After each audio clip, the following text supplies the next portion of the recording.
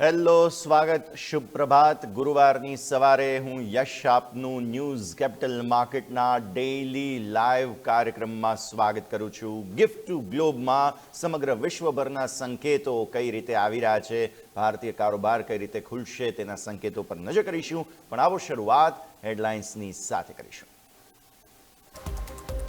સેન્સેક્સની સાપ્તાહિક એક્સપાયરીને દિવસે મિશ્ર વિદેશી સંકેતો. એફઆઈઆઈની કેશ અને વાયદામાં સતત ચોથા દિવસે ખરીદદારી. એશિયન માર્કેટ્સમાં મજબૂતી. મિશ્ર વલણ સાથે અમેરિકન બજાર બંધ રહ્યા અને ગિફ્ટ નિફ્ટીમાં સામાન્ય કારોબાર. ઇન્ફોસિસના તથા વિપ્રોના એડીઆરમાં 5% સુધીનો ઘટાડો. અમેરિકા અને ઈરાન વચ્ચે તણાવ ફરી વધતા ક્રૂડના ભાવ 5 મહિનાની ઊંચાઈ પર. બ્રેન્ટ ક્રૂડ $70 પાર. સોના ચાંદીમાં પણ તેજી. સોનું ફરી એકવાર $5100 પાર. ચાંદીમાં અંદાજે 1% તેજી બાદ આજે સવારે આવી નફા વસૂલી. મેક્સ ફાઇનાન્શિયલ સર્વિસીસના ત્રીજા ત્રિમાસિકમાં 34% નફો ઘટ્યો. આવક 7% વધી. એપીઈમાં 30%નો વધારો. માર્જિનમાં પણ સુધારો. ત્રીજા ત્રિમાસિકમાં માગમાં સુસ્તીને કારણે એલજીનો નફો 62% ઘટ્યો. આવક અને એબિટા ઘટ્યા. માર્જિન 7.8%થી ઘટીને 4.8%. સામે લેન્સકાર્ટે રજૂ કર્યા સારા પરિણામ. માર્જિન, આવક, નફો બધું જ સુધર્યું. નિફ્ટી 50ની 4 કંપનીઓના પરિણામ આજે. એચયુએલ, હિન્દાલ્કો, કોલ ઇન્ડિયા અને ઓએનજીસીના પરિણામ. વાયદામાં પણ અન્ય 9 કંપનીઓનું પરિણામ આજે. આજે રિટેલ માટે ખુલશે બીએચઈએલનો ઓએફએસ. સરકાર 5% હિસ્સેદારી 8% ડિસ્કાઉન્ટ પર ₹254 પ્રતિ શેરના ભાવે વેચશે. ઓવર સબસ્ક્રિપ્શનને કારણે ગ્રીન શૂનો પણ ઉપયોગ કરશે સરકાર. પ્રથમ વખત નવી સિરીઝના હિસાબે રજૂ થશે મોંઘવારીના આંકડા. જાન્યુઆરીમાં સતત ત્રીજા મહિને વધારા સાથે 2.4% રહી શકે છે મોંઘવારી દર.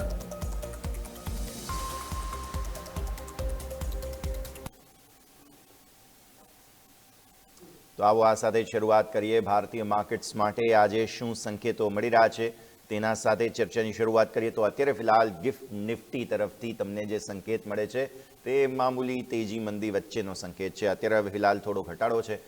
દિવસની શરૂઆત 6:30 વાગ્યાનો જે પહેલો સંકેત હતો તે થોડો તેજી તરફનો સંકેત હતો. એટલે એકંદરે તમે જોવા જાઓ તો ક્લેરિટી નથી, પણ ફ્લેટ ખુલવાના પૂરા સંકેત છે. એકદમ સપાટ કારોબાર ખુલવાના સંકેત આજે ગિફ્ટ નિફ્ટી અત્યારે ફિલહાલ આપી રહ્યો છે. હજુ તો કારોબાર બાકી છે, એટલે જોઈએ ધીરે ધીરે આગળ વધતા કયા પ્રકારના સંકેત બને છે. પણ યસ, અત્યારે તો ફિલહાલ શાંત શરૂઆતના સંકેતો તમને ગિફ્ટ નિફ્ટી તરફથી મળી રહ્યા છે. અચ્છા, અમેરિકન માર્કેટ્સ પણ એકદમ ફ્લેટ હતા ગઈકાલે. તમે ડાવ જુઓ તો 0.13%ની મામૂલી નબળાઈ સાથે બંધ થયો. ઉથલપુથલ બંને તરફની જોવા મળી અને ત્યારબાદ ડાવ જે છે તે છેલ્લે મામૂલી એવી નબળાઈ સાથે બંધ થયો.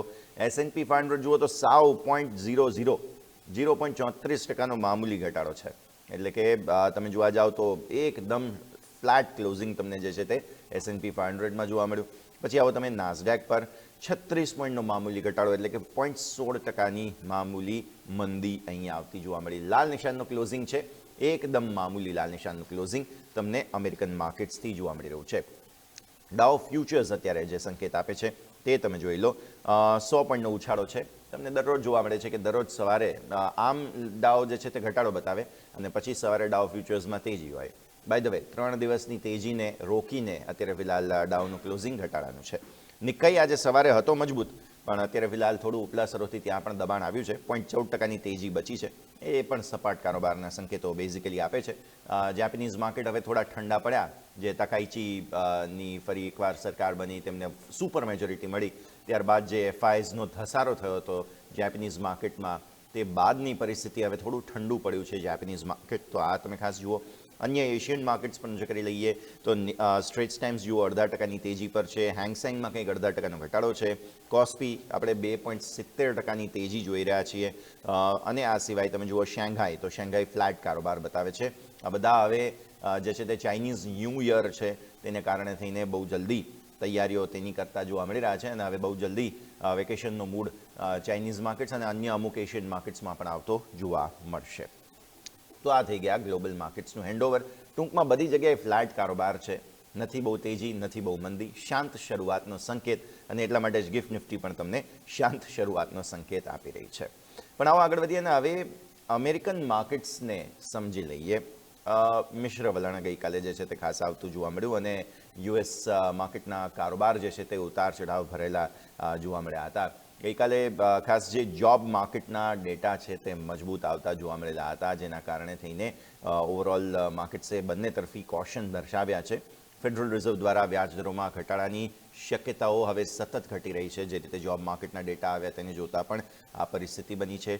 ટેકનોલોજી શેર્સમાં બેઝિકલી વેચવાલીનું દબાણ બનતું જોવા મળ્યું હતું અને સાથે સાથે એનર્જી અને યુટિલિટી સેક્ટર છે બેઝિકલી કે જ્યાં મોટો સુધારો આવતો જોવા મળેલો હતો. ડાઉ જોન્સ જે છે તે સામાન્ય વધારા સાથે 5188ની સપાટીએ બંધ રહ્યો અને S&P 500 સામાન્ય ઘટાડા સાથે 6941 પોઈન્ટ પર બંધ રહ્યો. નાસ્ડેક જે છે તે 0.6%નો ઘટી અને 23102 પર બંધ થતો જોવા મળ્યો. સોનાના ભાવમાં ગઈકાલે ફરી એકવાર તેજી આવતી જોવા મળેલી હતી. અમેરિકન માર્કેટ્સના કારોબાર પ્રમાણે આજે સવારે ઘટાડો છે.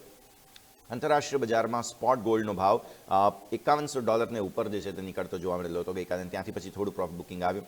હાજર બજારમાં જો વાત કરીએ 24 કેરેટ સોનાનો ભાવ 1,59,000થી વધુનો ગઈકાલે MCX પર જોવા મળેલો હતો. ચાંદીમાં પણ નોંધપાત્ર ઉછાળો હતો. MCX પર ચાંદીનો ભાવ કિલોગ્રામે 2,60,000ની સપાટી કુદાવી ચૂક્યો હતો અને ક્રૂડ 5 મહિનાની ઊંચાઈ પર જોવા મળ્યું. બ્રેન્ટ ક્રૂડ જે છે તે $70 પાર જોવા મળ્યું. તો ગઈકાલે યુએસ માર્કેટ તરફથી બહુ જ ઇન્ટરેસ્ટિંગ સંકેતો આવતા જોવા મળેલા છે. હવે આવો તમે યુરોપિયન માર્કેટના સંકેતો પર. તો યુરોપના માર્કેટમાં પણ ગઈકાલે જે છે તે ખાસ અમેરિકન માર્કેટ્સની જેમ મિશ્ર વલણ જ બનતું જોવા મળ્યું હતું. સ્ટોક 600 ઇન્ટ્રાડે રેકોર્ડ હાઈ બનાવીને મામૂલી વધારા સાથે બંધ થતો જોવા મળ્યો હતો. યુરોપના સેક્ટર રોટેશન સ્પષ્ટપણે જુઓ, આપણા માર્કેટમાં પણ આપણે એ જ વાત કરી રહ્યા હતા ને ગઈકાલે કે ભાઈ આ સેક્ટર રોટેશન કઈ રીતે થાય છે એ જોવાનું રહેશે. તો જુઓ અહીંયા પણ સેક્ટર રોટેશન સ્પષ્ટપણે જોવા મળી રહ્યા છે. રોકાણકારો બેઝિકલી ટેકનોલોજી શેર્સમાંથી હવે પૈસા પાછા ખેંચી રહ્યા છે અને રોકાણકારો એનર્જી, માઇનિંગ જેવા પરંપરાગત એટલે કે ટ્રેડિશનલ બિઝનેસીસ જેને કહેવાય તેમાં ઇન્વેસ્ટ કરતા જોવા મળી રહ્યા છે. યુકેનું માર્કેટ જે છે તે સૌથી વધુ મજબૂતી દર્શાવતું જોવા મળ્યું. FTSE 100 ઇન્ડેક્સ 1.1%ના શાનદાર ઉછાળા સાથે અહીંયા કહી શકાય કે 10,472ની સપાટીએ બંધ આવતો જોવા મળ્યો. કોમોડિટી અને એનર્જી શેર્સમાં આવેલી તેજીને કારણે FTSE 100માં તેજી આવતી જોવા મળી હતી. બ્રિટિશ પેટ્રોલિયમ એટલે કે BP, આ સિવાય શેલ, આ બધી જ ઓઇલ કંપનીઓના શેર્સમાં બેઝિકલી ખરીદદારી આવતી જોવા મળેલી હતી. ઓટોમોબાઈલ સેક્ટરની અંદર નરમાશ હતી, જેના કારણે જર્મન માર્કેટ્સ બેઝિકલી થોડા દબાણમાં જોવા મળ્યા હતા. BMW દ્વારા મોટા પાયે વાહનોને રીકોલ કરવામાં આવ્યા છે. એટલે કોઈ ક્ષતિ જણાય એટલે એ લોકો શું કરે કે અમુક પર્ટિક્યુલરલી સિરીઝની પ્રોડક્શન થયેલી હોય તે ગાડીઓને પરત બોલાવે તેને સરખી કરવા માટે થઈને. તો આ રીકોલ કરવાની જાહેરાતને કારણે જર્મન ઓટોમોબાઈલ માર્કેટનું સેન્ટિમેન્ટ ખરડાયું હતું અને DAX 0.4% ઘટીને 24,617 પર બંધ થયો હતો. આ તરફ ફ્રાન્સનું જે માર્કેટ છે બેઝિકલી તે પણ સામાન્ય ઘટાડો ત્યાં જોવા મળેલો હતો અને સુરક્ષિત રોકાણકાર જે છે તેઓ અત્યારે ફિલહાલ સોના તરફ જ ફોકસ કરી રહ્યા છે, જેથી સોનાની ચમક અકબંધ રહેતી જોવા મળી હતી. સોનું બેઝિકલી $5,050 પ્રતિ ઓન્સની ઉપર મજબૂત થતું જોવા મળેલું હતું અને નિકલ અને કોપર જેવા ઔદ્યોગિક ધાતુઓ પણ અત્યારે ફિલહાલ તેજી બતાવતા જોવા મળ્યા હતા. માઇનિંગ કંપનીઓના શેર્સ બેઝિકલી આજે ટ્રેડિશનલ બિઝનેસની જે આપણે વાત કરી રહ્યા છીએ તેને કારણે વધતા જોવા મળ્યા. આગળ વધીએ અને હવે ઇઝરાયલ દ્વારા જે એક ચેતવણી આપવામાં આવેલી છે તેના પર નજર કરી લઈએ. નેતન્યાહુ અને ટ્રમ્પ વચ્ચે ઈરાનના મુદ્દે બેઠક થઈ હતી. ઈરાનનો મુદ્દો હજુ સુધી ઉકેલાયો નથી. આવી સ્થિતિમાં નેતન્યાહુએ ટ્રમ્પ વહીવટીતંત્રને સ્પષ્ટપણે ચેતવણી આપી છે અને ઈરાન સાથેની નરમ વાતચીત ઇઝરાયલ અને મધ્ય પૂર્વની સુરક્ષા માટે જે રીતે ખતરનાક સાબિત થઈ રહી છે, આવી સ્થિતિમાં ઈરાન સાથે નવો પરમાણુ કરાર પણ ઇઝરાયલની સુરક્ષા માટે ખતરનાક છે. આ મુદ્દે તેમણે અહીંયા ખાસ ફોકસ કર્યું. અમેરિકા વાતચીતના બદલે ઈરાન પર મહત્તમ દબાણની નીતિ યથાવત રાખે તેવો તેમનો ખાસ મુદ્દો બને છે. ત્યારે આ સાથે જ અમેરિકા આકરા પ્રતિબંધોની નીતિ પણ ચાલુ રાખી શકે છે. ઈરાન સાથેની જે મુત્સદીગીરી છે તેને પરમાણુ બોમ્બ બનાવવા માટેના જરૂરી સમય અને સંસાધનો પૂરા પાડશે તેવું અહીંયા ઇઝરાયલનું કહેવું છે કે તમે સમય વેસ્ટ ન કરો. બેઝિકલી ઇઝરાયલ એમ કહે છે કે ઈરાન સાથે જે કરવાનું છે તે ફટાફટ કરો, કારણ કે તો પછી એ લોકો પોતાનો પરમાણુ કાર્યક્રમ આગળ વધારશે અને અલ્ટિમેટલી નુકસાન જે છે તે ઈરાનનું આ જે કંઈ પણ પરમાણુ કાર્યક્રમ છે તેને કારણે થઈને આ ઇઝરાયલને આવી શકે છે. તો નેતન્યાહુ અત્યારે અમેરિકાના સમર્થનની માંગ કરતા જોવા મળી રહ્યા છે. તો આ એક ખૂબ જ મોટો સંકેત તમારે ધ્યાન પર રાખવો જરૂરી બની જાય છે. આગળ ટ્રમ્પ સામે અત્યારે ફિલહાલ રિપબ્લિકન સભ્યો જે છે અમેરિકાના, જે નેતાઓ છે, અગ્રણીઓ છે, બેઝિકલી સદનના સભ્યો છે, તેમણે વિરોધ દર્શાવ્યો છે. જે કેનેડાથી માલ સામાન આયાત થાય છે, અમેરિકામાં આવે છે, તેના પર ટ્રમ્પ સાહેબે અત્યારે ટેરિફ લગાવી રાખ્યા છે. હવે નવા હજુ પણ ટેરિફ લગાવવાની યોજના છે કેનેડાથી આવતા માલ સામાન પર, જેમાં રિપબ્લિક પાર્ટીમાં જ, તેમની પોતાની પાર્ટીમાં જ અત્યારે ફિલહાલ અસમંજસ અને વિરોધના સુર કેનેડાને લઈને ઉઠ્યા છે.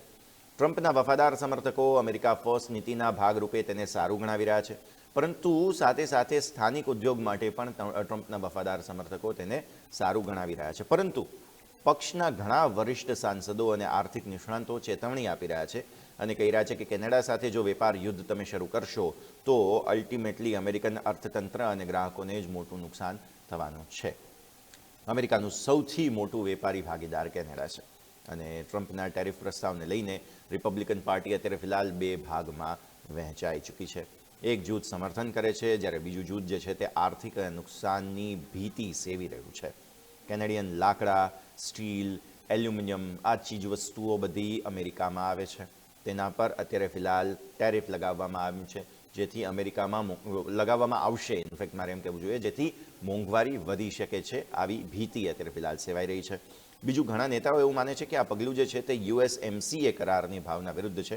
USMCA એટલે કે યુનાઇટેડ સ્ટેટ્સ, મેક્સિકો અને કેનેડા, આ ત્રણ દેશો વચ્ચે એક એગ્રીમેન્ટ થયેલું હતું. હવે મેક્સિકો સાથે પણ સંબંધો અત્યારે ફિલહાલ ટ્રમ્પ સાહેબના સારા નથી અને કેનેડા સાથે પણ નથી. એટલે બંને પાડોશીઓની વચ્ચે અત્યારે અમેરિકા જે છે તે ટેરિફ વોર, ટ્રેડ વોર, અને અમેરિકા કરતાં મારે એમ કહેવું જોઈએ ટ્રમ્પ સાહેબ બેઝિકલી ગિન્નાયેલા છે. આવી સ્થિતિમાં ટ્રમ્પનું આ પગલું લાંબા ગાળાના સંબંધો બગાડી શકે છે અને જો અમેરિકા ટેરિફ લગાવશે તો સામે કેનેડા પણ ટેરિફ લગાવશે અને આ સ્થિતિમાં કેનેડા પણ અમેરિકન કૃષિ પેદાશો, અન્ય માલ સામાન પર વળતા ટેરિફ લગાવી શકે છે અને તેને કારણે trade war basically back and fourth શરૂ થઈ જશે. આ સ્થિતિમાં કેનેડાના ટેરિફ રિપબ્લિકન રાજ્યોના ખેડૂતોને નુકસાન કરશે અને અમેરિકન બિઝનેસ લોબી જેના ગ્રુપ્સ છે તે બધા પણ રિપબ્લિકન નેતાઓ પર અત્યારે ફિલહાલ દબાણ લાવી રહ્યા છે કે ભાઈ આ બધું રોકો, ગમે તેમ કરીને રોકો, તેવી રજૂઆત અત્યારે ફિલહાલ ઉઠી છે. તો ટ્રમ્પ સાહેબ એક બાજુ ટેરિફની વાતો કરે છે, બીજી બાજુ એમના જ પક્ષના નેતાઓ એમ કહે છે કે કેનેડા પર ટેરિફ ના લગાવવા જોઈએ. આવો દર્શક મિત્રો, આ સાથે જ એક નાનકડા વિરામનો સમય થઈ ગયો છે. બ્રેક લઈશું અને બ્રેક બાદ અમારી આ રજૂઆતમાં આગળ મહત્વપૂર્ણ ખબરો પર નજર યથાવત રાખીશું.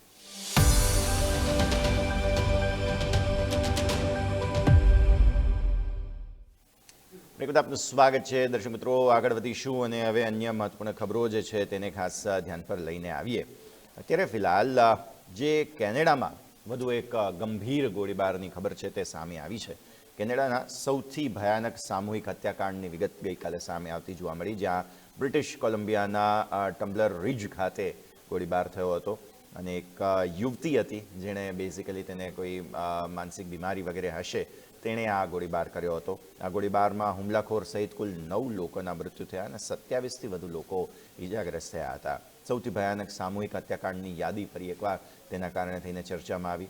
એક હુમલાખોરે શાળા અને ઘરમાં ગોળીબાર કરીને અનેક લોકોની હત્યા કરી હતી અને આ ઘટનાએ દેશને હચમચાવી દીધો હતો. આ ઘટનાએ કેનેડાના ઇતિહાસના અન્ય કાળા દિવસોની યાદી પણ તાજી કરી છે.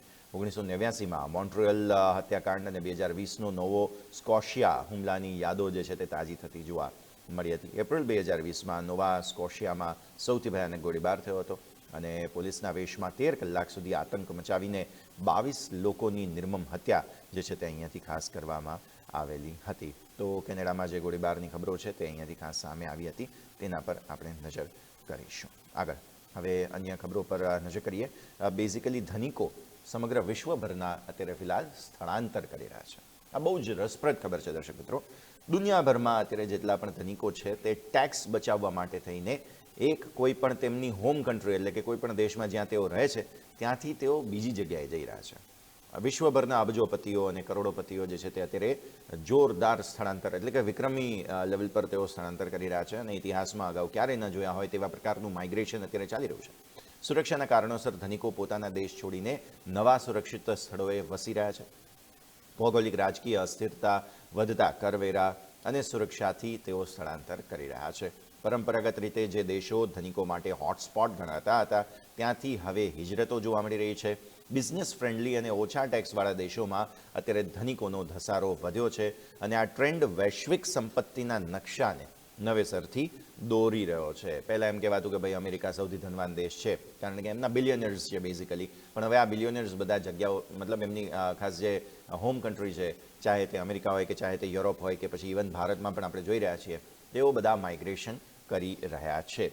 હવે દુબઈ અને સિંગાપોર આ બે દેશો છે કે જે ધનિકો માટે સૌથી વધુ આકર્ષણનું અત્યારે કેન્દ્ર બની રહ્યા છે.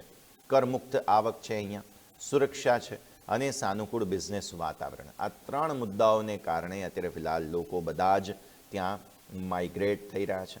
સાથે સાથે તમે યુકે અને ચીનથી જુઓ ને, મોટા પાયે અહીંયા હિજરત દુબઈ અને સિંગાપોરમાં થતી જોવા મળી રહી છે.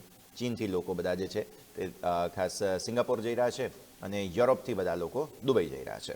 હવે બ્રિટનમાં જે નોન ડોમ ટેક્સ લાગ્યા છે તે સ્ટેટસ નાબૂદ થવાની ભીતિ અત્યારે ફિલહાલ સેવાઈ રહી છે.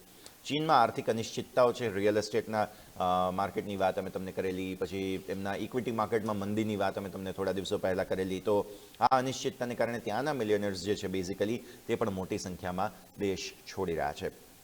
માત્ર ટેક્સ બચાવવા નહીં, પરંતુ તેમના બાળકોનું ઉચ્ચ શિક્ષણ, ઉત્તમ સ્વાસ્થ્ય સુવિધાઓ, આ બધા કારણોસર પણ અત્યારે ફિલહાલ તેઓ માઇગ્રેશન કરી રહ્યા છે. ત્યારે વ્યક્તિગત સુરક્ષા પણ એક બહુ મોટો મુદ્દો છે આ સ્થળાંતર માટે, નિર્ણાયક પરિબળ બની રહ્યું છે. અમેરિકાની અંદર પણ ધનિકો ન્યૂયોર્ક, કેલિફોર્નિયા જેવા હાઈ ટેક્સ સ્ટેટ્સ છોડી રહ્યા છે અને ફ્લોરિડા, ટેક્સાસ, ટેનેસી આવા બધા જે રાજ્યો છે ત્યાં અત્યારે ફિલહાલ અમેરિકાનું ઇન્ટરનલ માઇગ્રેશન પણ એ રીતે ચાલી રહ્યું છે. જે રાજ્યોમાં ટેક્સ ઓછા છે લોકો ત્યાં શિફ્ટ થઈ રહ્યા છે. આવી સ્થિતિમાં યુરોપના દેશો જેમ કે ઇટલી, ગ્રીસ અને માલ્ટા આ બધા જ ગોલ્ડન વિઝાની ભારે માંગ કરતા જોવા મળી રહ્યા છે અને સિટીઝનશિપ બાય ઇન્વેસ્ટમેન્ટ પ્રોગ્રામમાં ભારે અત્યારે ફિલહાલ ડિમાન્ડ જોવા મળી રહી છે. તો આ એક ખૂબ જ મોટો સંકેત અત્યારે ફિલહાલ તમે ધ્યાન પર રાખો. આગળ વધીએ અને હવે અમેરિકામાં જે કડક ચૂંટણી કાયદાની માગ ચાલી રહી હતી તેમાં અમેરિકન હાઉસ ઓફ રિપ્રેઝેન્ટેટિવ્સ આગામી નવેમ્બર 2026ની જે મધ્યવર્તી ચૂંટણીઓ છે તેના માટે મતદાન પ્રક્રિયામાં નવા કડક અને મહત્વપૂર્ણ નિયંત્રણો લાદતા કાયદા લાવવાની વાત કરી રહ્યા છે. એના પર વિચારણા ચાલી રહી છે અત્યારે. જે પ્રસ્તાવિત કાયદો છે તેનું ઉદ્દેશ્ય ચૂંટણીની સુરક્ષા વધારવાનો છે. બેઝિકલી મતદાર કાર્ડ એટલે કે વોટર આઈડી કાર્ડ જે હોય, અમેરિકાનું સિટીઝનશિપ કાર્ડ જે હોય તે બતાવીને જ તમે મતદાન કરી શકો તેવી વાતચીત હજુ ચાલી રહી છે અહીંયા. આ મુદ્દો અમેરિકન રાજકારણમાં અત્યંત વિવાદાસ્પદ બન્યો છે, નંબર 1. અને બીજું, એક પક્ષ માને છે કે આનાથી ચૂંટણીમાં થતી ગેરરીતિઓ અટકશે. બીજો પક્ષ દલીલ કરી રહ્યો છે કે આ નિયમો અમુક ચોક્કસ સમુદાયોના મતાધિકારને છીનવી લેશે. આ પ્રસ્તાવમાં મતદાન સમયે ફોટો આઈડી કાર્ડ ફરજિયાત બનાવવાની જોગવાઈ છે અને નાગરિકત્વના પુરાવાને વધુ કડક બનાવવાની જોગવાઈ પણ જોવા મળી રહી છે. પોસ્ટલ બેલેટ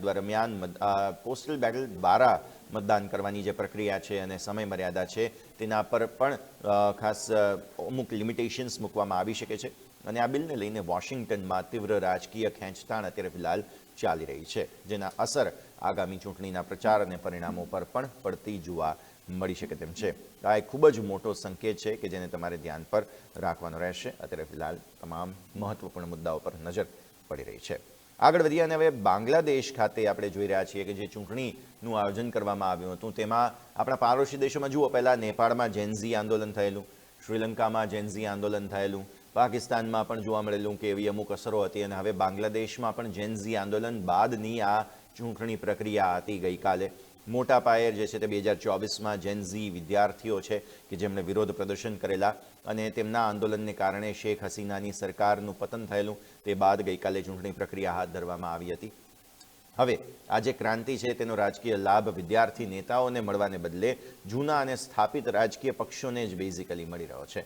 હસીના સરકારના પતન બાદ જે રાજકીય શૂન્યાવકાશ સર્જાયો હતો તેનો ફાયદો ઉઠાવવા માટે વિદ્યાર્થીઓના નવા પક્ષો પાસે મજબૂત સંગઠન કે અનુભવ ન હતો અને બીએનપી અને જમાત એ ઇસ્લામી જેવા વર્ષો જૂના પક્ષો છે તે હવે પ્રબળ દાવેદાર ફિલહાલ બની ગયા છે. યુવાનોએ લોહી રેડીને પરિવર્તન તો લાવ્યા, પરંતુ સત્તાની કમાન ફરી એકવાર એ જ જૂના રાજકીય અખાડાના ખેલાડીઓ હોય તેમના હાથમાં આવી ચૂકી છે. આવામી લીગના બહિષ્કાર અને પ્રતિબંધને કારણે ચૂંટણી મેદાનમાં હરીફાઈ પણ ઓછી થઈ ચૂકી છે. એટલે બાંગ્લાદેશમાં આ જ પરિસ્થિતિ અત્યારે ફિલહાલ સેવામાં આવી રહી છે. આવો આગળ વધીએ અને હવે ખાસ વિદેશી રોકાણકારોની પોઝિશનિંગ એક વખત જોઈ લઈએ. ગઈકાલે કેશ માર્કેટમાં ફરી એકવાર 943 કરોડ રૂપિયાની ખરીદદારી એફઆઈઆઈસ કરીને ગયા. સામે ડીઆઈએસ જુઓ થોડા સમયથી પ્રોફિટ બુક કરી જરૂર રહ્યા છે. 125 કરોડ રૂપિયા આસપાસની વેચવાલી જે છે તે ડીઆઈએસે અહીંયાથી ખાસ કરેલી છે. નિફ્ટીના ફ્યુચર્સમાં પણ શોર્ટ કવરિંગ યથાવત છે. એફઆઈએસ ગઈકાલે મામૂલી 164 કરોડ રૂપિયાના શોર્ટ જે છે તે કવર કરીને ગયા છે. આના કારણે સ્વાભાવિક છે કે તમારો લોંગ શોર્ટ રેશિયો પણ ફર્ધર ઇમ્પ્રૂવ થતો જોવા મળશે અને 111 કરોડ રૂપિયા આસપાસના બેંક નિફ્ટીના ઓપ્શન ફ્યુચર્સ જે છે તેઓ ખરીદીને ગયા છે. અન્ય ઇન્ડેક્સમાં કોઈ ખાસ એક્શન નથી. આવો નેક્સ્ટ સ્લાઇડ ઓપ્શન્સ આપી દો.